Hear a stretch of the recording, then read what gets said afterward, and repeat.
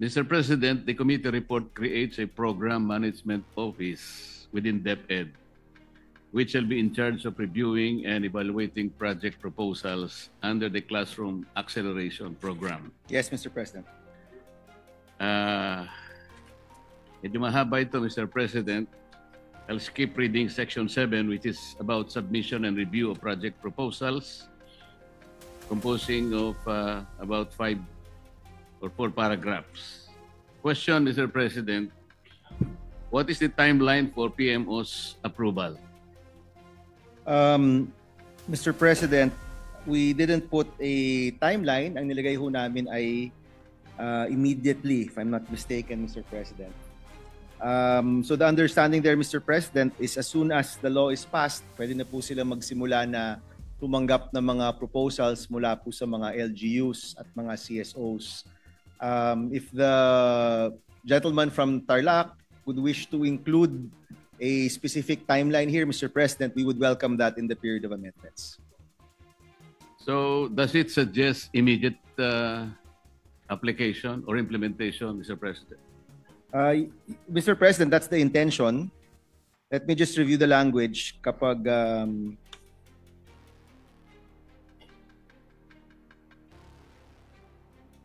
Mr. President, we included the word immediately in the special provisions in the GAA, but we did not include it here, Mr. President. So if you wish, Mr. President, we can include a word or phrase that refers to expediency in Section 7, Mr. President. Thank you, Mr. President, for the accommodation.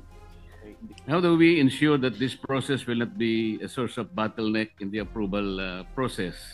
Imbes na maengganyo ang private sector na sumali, baka mas lalo pa silang magalit sa gobyerno, Mr. President. Yes, Mr. President.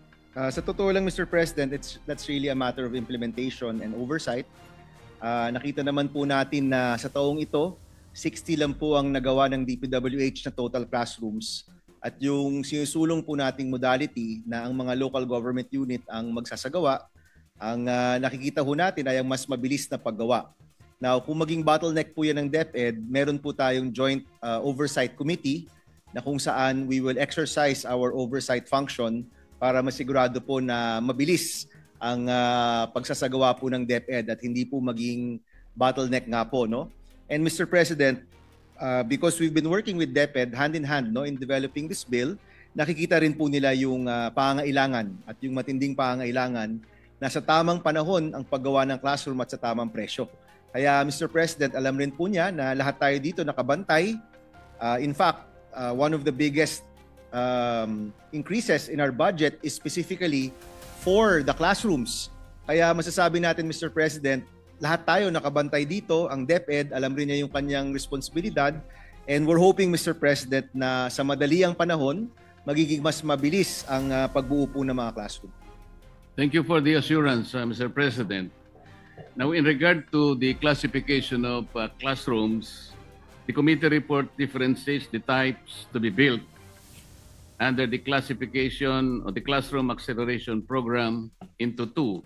Category B refers to classroom buildings designed to withstand a wind load up to 270 kilometers per hour, and Category D, which refers to classroom buildings designed to withstand a wind load up to 340 kph. Mr. President, with increasingly stronger typhoons visiting the country every year, is it worth creating a difference in wind load? Yes, Mr. President. In fact, we intend to amend this section during the period of committee amendments at ilalagay na lang po natin na susunod po tayo sa standards ng DepEd. Currently, Mr. President, itong Category B at Category D ang ginagamit ng DepEd na batayan para po sa mga classrooms. But just a few weeks ago, nagkaroon po ng classroom summit ng DepEd at nabanggit na rin po doon yung presyo at yung standards, and we will just be adopting that, Mr. President. So ito pong Section 10 will be simplified at intention po namin na gawing mas simple po itong Section 10, Mr. President. So mawawala rin po itong Category B and D. Ilalagay na lang po natin to follow the standards of the Department of Education that they can that they can update every year, Mr. President. Mas maganda po siguro, Mr. President, kung gawin na lang natin na category D lahat kasi ito ang pinakamalakas naman na inaasahan na bagyo ay 340 kilometers per hour. Yes, Mr. President. Who shall make a determination as to what type of classification of classrooms shall be built in the area, Mr. President? Ang DepEd po, Mr. President, meron siyang minimum standards, performance standards na sinusunod per area. Alam din po ba ng DepEd yung mga data tungkol sa wind load o pressure? Yes, Mr. President, because kapag gumagawa po ng mga buildings sa mga iba't ibang lugar po, meron po talagang batayan, no? Ang pangangailangan po ng mga buildings po doon at sumusunod po ang DepEd po doon. Mr. President, ayon po sa Philippine Institute of Development Studies report, isa sa mga lugar na may pinakamalalang classroom congestion ay ang NCR. At ang naging tugon dati ng DepEd dito sa lumalalang classroom shortage ay planong pagpapatayo ng medium to high-rise school buildings. Opo. Ang tanong po, mayroon na bang naging follow-up tungkol dito? Mr. President, sa totoo lang po, this year wala kasi 60 lang po ang nabuo ng Department of Education. Ang pangangailangan po sa NCR ay ano po talaga, no? High-rise na po siya at lampas na po siya dun sa cost per classroom, no? However, Mr. President, we did include in the bill, and this is from Senator Lacson's interpellation, a provision for lease and purchase of buildings outright. At posible, Mr. President, na itong pagbili ng mga building na gawa na unoccupied or pagrenta sa mga building ay maaari pong solusyon dito po sa NCR. Yung mga ibang syudad rin po sa NCR na mas may kaya ay posible rin pong gumamit ng sarili ng pondo para po sa pagtatayo ng classrooms, Mr. President. Kasi lumalabas po, Mr. President, above 5 floors, practically 7 million pesos per classroom na po yung presyo. At kadalasan po, yung mga LGU dito po sa Metro Manila, sila na po mismo yung nagbabayad para dito po sa mataas na presyo habang yung DepEd po na lang yung tumutulong po sa kanila dito po sa mga pangangailangan po nila sa classroom. Meron na po bang mga natukoy na mga urban schools, Mr. President, na makakapag-accommodate itong mga medium to high-rise school buildings? Mr. President, currently wala ho kaming listahan. Ang Cavite at Pasig ay mga na-identify na po. But definitely, Mr. President, kapag napasa na po yung batas, I'm certain that many of these LGUs will start submitting their paperwork. We have also collated some of these requests, Mr. President. Pero sa totoo lang po, it will be up to DepEd to determine kung sino po yung unang makakakuha po ng bagong building. Interesado rin po kasi tayo, Mr. President, kung paano mapapacilitate ng CAP ang construction po ng medium to high-rise school buildings at kung paano po ito mapaprioritize sa urban areas, Mr. President. Yes, Mr. President. We are aware, Mr. President, na pagdating sa mga highly urbanized cities, kailangan ho talaga ng multiple floors na po, no? But if you look at the gap in the whole country, Mr. President, yung karamihan pa rin outside of Metro Manila, single floor po yung pangailangan nila at may lupa pa rin po. Pero sa NCR, mukhang building na po talaga yung kailangan gawin, Mr. President.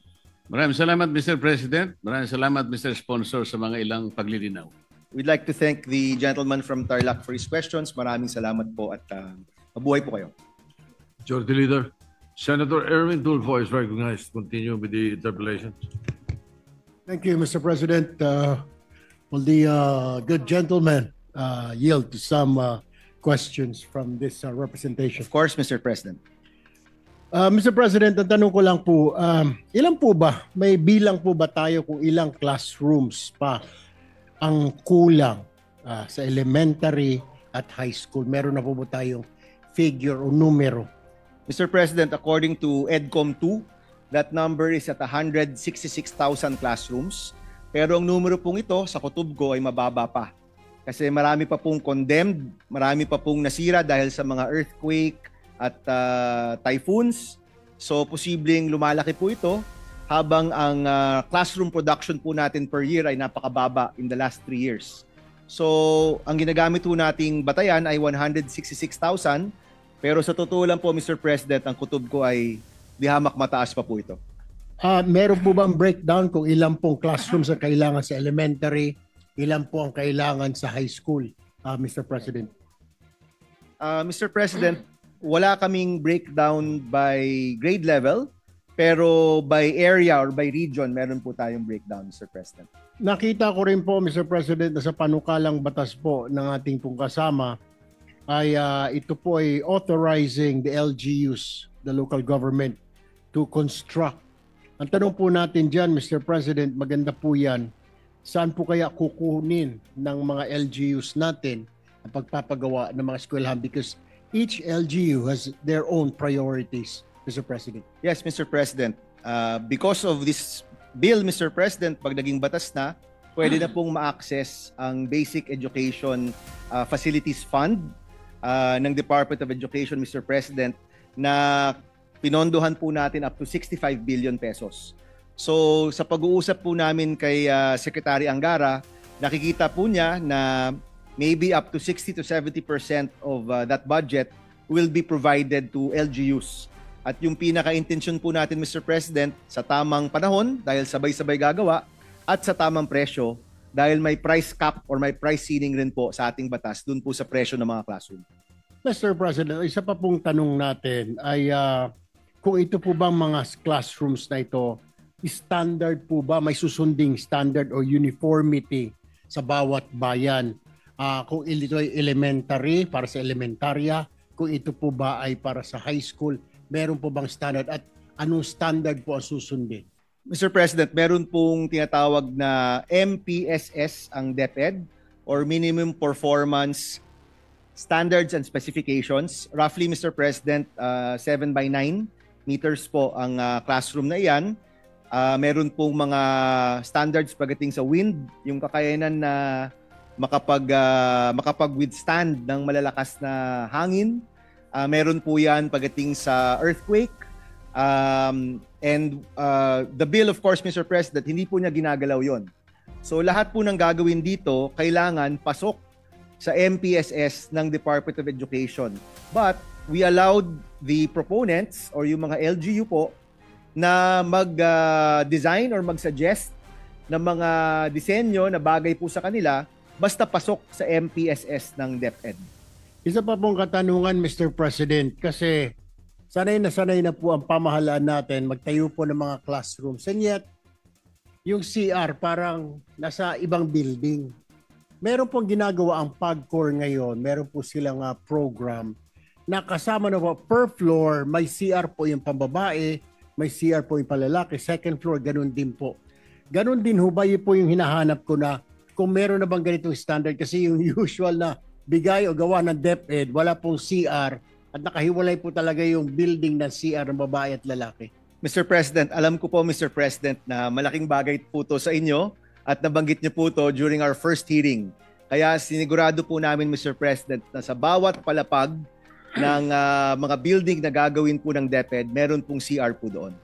Panguling katanungan na lang, Mr. President, sa amin pong lalawigan, particular na po sa akin pong lungsod, sa Puerto Princesa, Mr. President, yung mga bata po, kahit sa city na mismo, sa Puerto Princesa City, they have to endure, walking 3 to 4 kilometers one way going to school. City na po ito. Tanong ko po ngayon, Mr. President, meron po bang standard na distance ang bawat building? Kasi you're talking about building po hindi po classrooms. Kunwari, sa isang barangay, meron pong building na po ng elementary. Tapos yung next barangay niya, medyo mga 3 kilometro. Will this be like per barangay? We're looking at per barangay. Pag naipasa po, lumusot po itong bill ninyo. Ito po ay pang elementary at para sa high school din. Mr. President, our colleagues from DepEd are here at sinasabi po nila na walang standard ngayon sa layo ang mga eskwelahan, no? Na kunyari within 2 kilometer radius dapat may isa pong eskwelahan. Currently wala pong ganoong standard. But and maybe, Mr. President, we can work on a separate provision to address that. But currently, Mr. President, kung nasaan ang mga eskwelahan natin, kung nasaan man sila right now, kulang-kulang na po talaga ng classroom. So this will address that problem. Pero yung problema po ng pagtatayo ng mga classroom na mas madami, ng eskwelahan na mas madami at mas malalapit, we have to probably have another measure, Mr. President. Tama po, Mr. President, kasi nung dumalaw po tayo sa Romblon, ito po yung problema ng gobernador nila roon, na yung mga tao na nakatira sa maliit na isla, dahil doon ang hanap buhay ng kanilang mga magulang, kailangan po sumakay ng pump boat for 30 minutes para pumunta doon sa main island para mga pag-aral lang. Elementary, kindergarten, hanggang high school. Yes, Tapos Mr. pabalik President. na naman sa hapon. So kung masama ang panahon, minsan wala ho silang pasok. Kaya siguro, ang suggestion lang po, ewan ko kung kasama na po sa batas na yan, na kung maaari po, pati yung mga island na mga barangay, malagyan din ho para hindi na ho nalalagay sa alanganin o peligro. Yung mga Meron bata. pong provision, Mr. President, for GIDA schools, geographically isolated and disadvantaged areas. No? So, sa mga eskwelahan po sa mga malalayong lugar, may priority po sila na gawan po ng classroom. Pero yung lugar na walang eskwelahan, yun hindi po yun covered ng bill po na ito. That must, maybe we can tackle that in a separate measure, Mr. President. But if there is an isolated school, meron na pong eskwelahan, isa po siya sa mga priority areas po ng ating batas. Are we talking here, Mr. President, pang elementarya lamang o kasama na po dito yung mga high school na classrooms, Mr. President? Kasama po, Mr. President. Maraming salamat po, Mr. President. Yun lamang po, I support this bill, Mr. President. Thank you, Mr. President. Thank you very much. We would like to recognize now our distinguished colleague, Senator Robin Hood Padilla. Maraming salamat po, Ginoong Pangulo. Meron po sana akong konting katanungan sa ating Of course. pong idol sa education, Senator Bam Aquino. Sir President, it would be my honor to answer questions from the gentleman from Camarines Norte. He has always been supportive of all of our measures, Mr. President. Maraming salamat po. Ito pong mga katanungan na ito ay pagsuporta po sa inyong panukala. At hinihingi lang po ng mga paglilinaw yung ating pong mga kakampi po ninyo. Opo. Kakampi po natin. Una po ay kasama po ba dito ang prioridad ba ang BARM? Kasama po ba dito? Bagamat Yes. meron pong sariling DepEd, ang BARM, kasama po ba sila dito? Yes, Mr. President, kasama po. Pati po ba In fact, yung... Mr. President, if I may add, Opo. ang BARM ay isa sa pinakamataas rin po na kakulangan ng classroom. At Opo. 13,237 classrooms. Pang ano po yun? Third largest deficit po sila, Mr. President. Opo. Pati po ba ang mga katutubo? Kasama po sila? Yes, Mr. President. Yung pong mga lugar na alam niyo po, lagi po naming, alam niyo po ito. Pagka meron pong conflict sa isang lugar, dinadala po ang nagiging parang evacuation area, Ang mga eskwelahan. yung pong mga eskwelahan. Opo, Ang Mr. tanong po namin, magkakaroon po ba ng pagbabago sa ganitong naging practice na? Kasi nang may nangyari pong ganyan, sasabihin ko na po kung saan, ito po ay sa BARM din, nagkaroon po ng gulo, dinala yung mga kanyon doon sa tabi ng paaralan. Kaya po tuwing kinakanyon, yung kalaban, yung mga terorista, naaamoy po nung mga bata. Bukod po sa sakit sa tenga nung kanyon, naaamoy po nung mga bata yung pulbura, nagsusuka po sila. Pwede po bang magkaroon ng provision dito sa inyong batas na wag na pong ginagawa yun? Na sana wag nang doon nila dinadala yung mga kanyon nila at sana hindi na rin doon ini-evacuate yung mga tao? Well, Mr. President, sa totoo lang, nandito po yung kasama ko sa DepEd. Pwede bang mag-call a friend lang ako, Mr. President? Opo.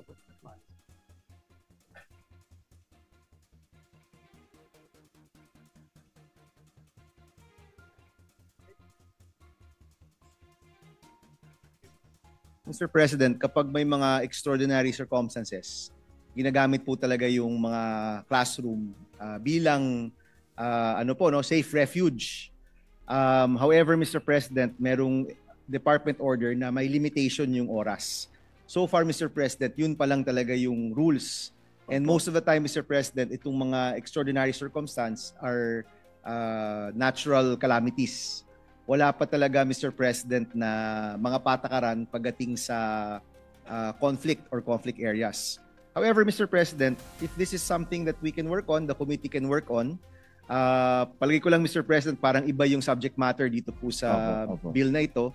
But we can have a joint hearing, Mr. President, at linawin po natin kung ano yung patakaran talaga ng DepEd pagdating sa conflict areas, Mr. President. Opo, kasi napakahalaga po niyan na kawawa po yung mga bata. Opo, kahit po magdagdag tayo ng classroom, kung doon din po ilalagay yung mga kanyon, kasi hindi po maiiwasan talaga. Mr. President, Opo. ang pinagbabawal po natin, hindi yung pag-evacuate, kung hindi yung paglagay ng armas. Opo. Okay. Opo, So yung opo. tao, okay lang po yun, Mr. President. Wala pong problema. Yun lang pong... yung armas. Kasi nagiging lugar po ng kanyunan eh. Doon po mismo sa paaralan, doon nilalagay yung katabi yung kanyon. Hindi po talaga maganda. Maganda yan, Mr. President. Opo. Maybe we can come up with a joint bill excusing or not allowing our schools to be used during conflict times, no? Opo. Maganda opo. po yan, Mr. President. Opo. At tapos, meron pa po ako. Pasensya na po. Ito po yung para sa ano po natin, panukala. Yung po bang prefabricated classroom, yun po ba ay isasagawa natin? Kasi mabilis po yun, yung paggawa po nun. Kung pasok po sa price ceiling, Mr. President, wala at sa minimum performance standards ng Department of Education, wala pong nagbabawal sa kanila na magamit po para dito po. Opo. Yung pong mga, alam naman po natin, nakatatapos lang po natin sa isang matinding iskandalo po sa flood control.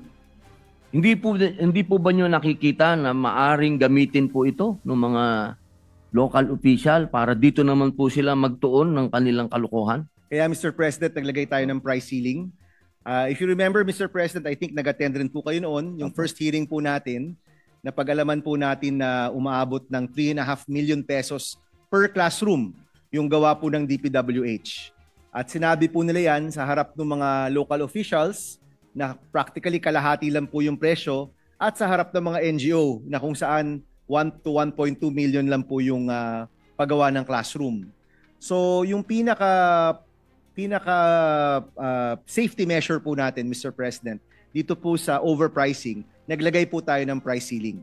So ito pong price ceiling na ito, 28,000 pesos per square meter, napag-aralan din po yan ng DepEd, napag-aralan po ng iba't ibang arkitekto, quantity surveyor, iba't ibang volunteers na tumulong po sa amin dito.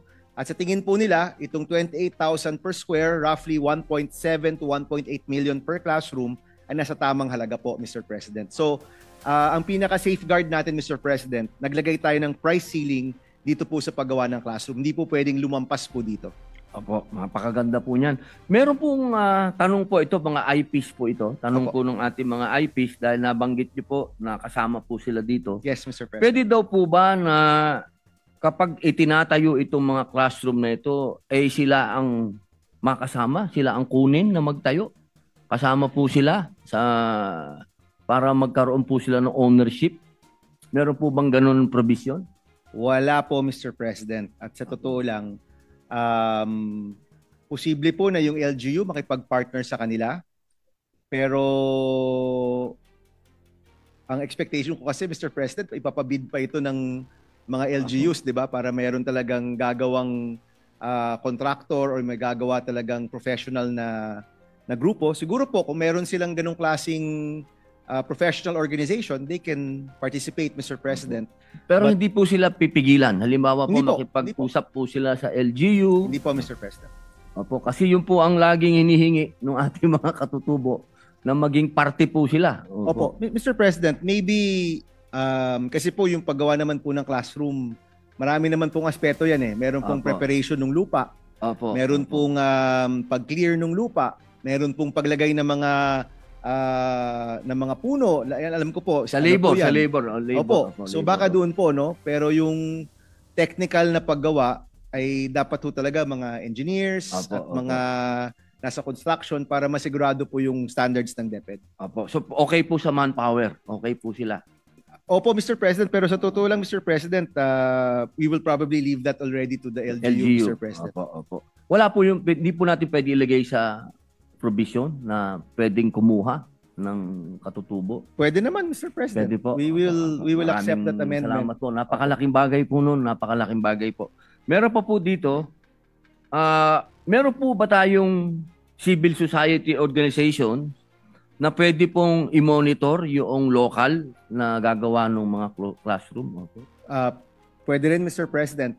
Sa totoo lang, Mr. President, naging mahalaga yung mga civil society organization kasi nakita ho namin na mas mura silang gumawa ng classroom kaysa sa gobyerno. So doon po nagsimula yung tanong kung bakit po tayo umabot po dito. So I'm sure, Mr. President, yung mga gumagawa ng maraming classroom at marami naman pong NGO yan, they can be partners and that's the intention of the bill.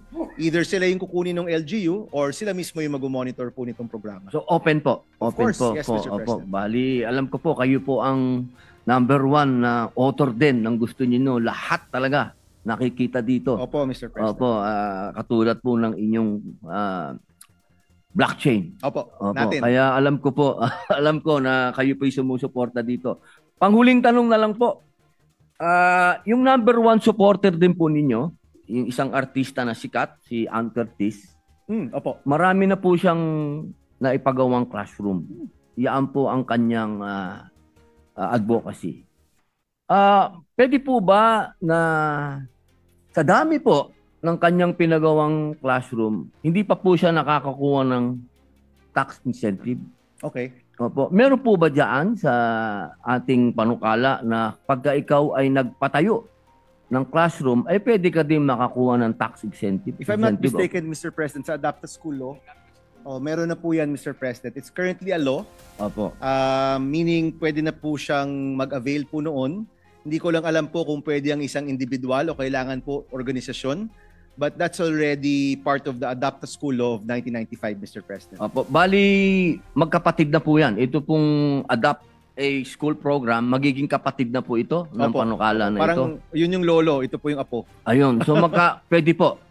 Sa madaling salita, pwede po siyang maka-avail. no? My understanding, Mr. President, is that it's already allowed by law, no, to avail of incentives.